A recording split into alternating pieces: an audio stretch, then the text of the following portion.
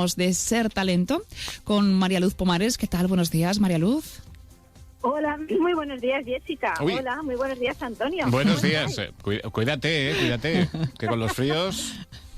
Bueno, El frío, ¿verdad? Nos ataca a todos. Mariluz, vamos a seguir. Hablábamos la semana pasada, hablábamos de psicología organizacional. Vamos hoy de nuevo a tratarla, sobre todo de cómo seleccionar el mejor personal para las empresas, ¿no?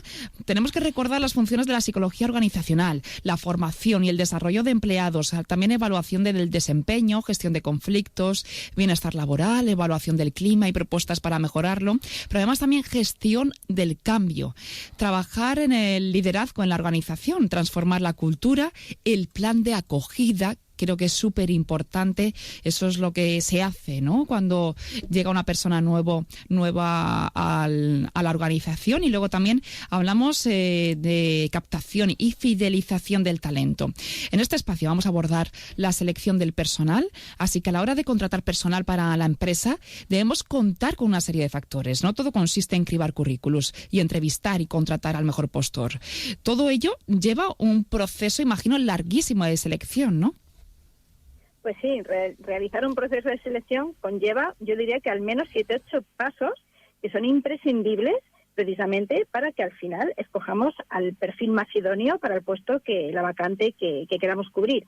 Y los pasos yo diría que no podemos saltarnos ninguno de los siguientes. Definir un buen perfil, la fase de reclutamiento, luego vendrá una fase de preselección, luego la de selección propia, luego empezará la fase de toma de decisiones, que probablemente intervengan varias personas de la organización y del equipo de dirección, y luego vendría la fase de comunicar esta decisión a la persona escogida, luego ya vendría la contratación y lo que tú acabas de nombrar, precisamente, Jessica, el seguimiento y el plan de acogida.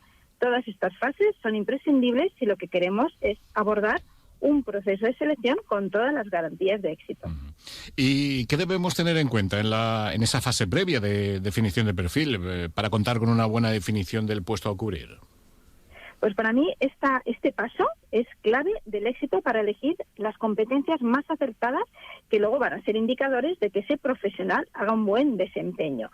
Para ello debemos tener muy bien definido el puesto. Y digo que es muy importante porque muchas empresas se saltan este paso que es muy importante y te dan pues unas pinceladas del puesto a cubrir. Pero lo importante es detallar todas las funciones que va a desempeñar, los requisitos que consideramos que son imprescindibles y valorables, también las habilidades necesarias, lo que llamamos muchos soft skills, ¿no? Las habilidades blandas, y desde luego también tenemos que tener definido el tipo de contrato, el horario, lugar de trabajo, si requiere o no tener permiso de conducir, la posición que ocupará dentro del organigrama, a quién reporta, porque todos estos datos van a ser fundamentales para trabajar durante las siguientes fases, porque no olvidemos que a la hora de escoger al mejor profesional no solo elegimos nosotros, sino que la persona candidata también va a decidir si el proyecto es lo que está buscando o no, con lo cual es un proceso recíproco que ambas partes tienen que estar muy implicadas y de ahí la importancia de detallar toda esta información necesaria para luego contrastarla con el colaborador.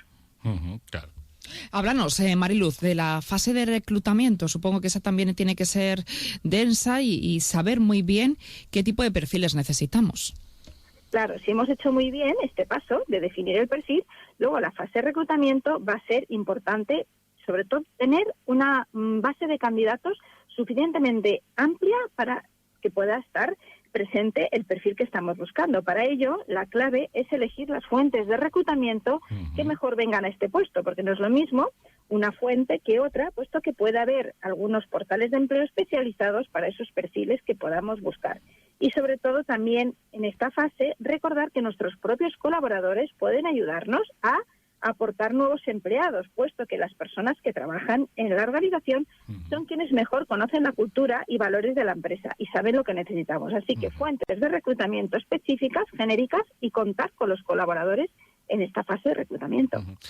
¿También debemos valorar, por ejemplo, la candidatura espontánea? Sí, por supuesto. A mí me gusta mucho la candidatura espontánea porque estas personas nos han elegido como empresa, con lo cual ya contamos con la motivación hacia el sector y hacia la empresa y hacia los colaboradores, puesto que la autocandidatura son personas que se han molestado en aportarnos, en elegirnos, en buscar información sobre nosotros y son personas que de alguna manera van a demostrar mucha motivación a la hora de cumplir con las expectativas. Pero, sobre todo, si además queremos recurrir a otras fuentes externas, recordemos que también están las escuelas de negocio, los portales de empleo y, desde luego, pues si sumamos todas esas fuentes, pues podemos tener una base de candidatos muy importante a la hora de encontrar esa persona tan idónea. ¿Cuáles son las claves de la fase de la preselección de candidatos?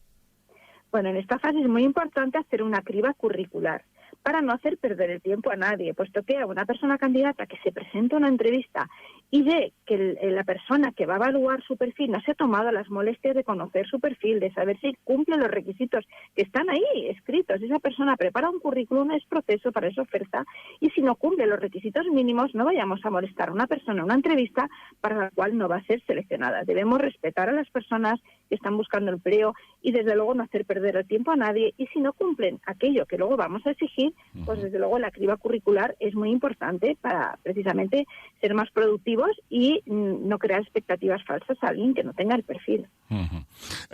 Estamos en ese punto, ya llegamos a la selección propia. ¿Qué técnicas existen? Bueno, pues hay muchísimas técnicas para hacer una selección. Por ejemplo, están los assessment centers, las dinámicas de grupo, las entrevistas psicológicas, las entrevistas por competencia y las pruebas psicológicas. Esto, por ejemplo, es que se presentan a pruebas concretas, por ejemplo, para la policía, saben que les pasan también test psicotécnicos, ¿verdad?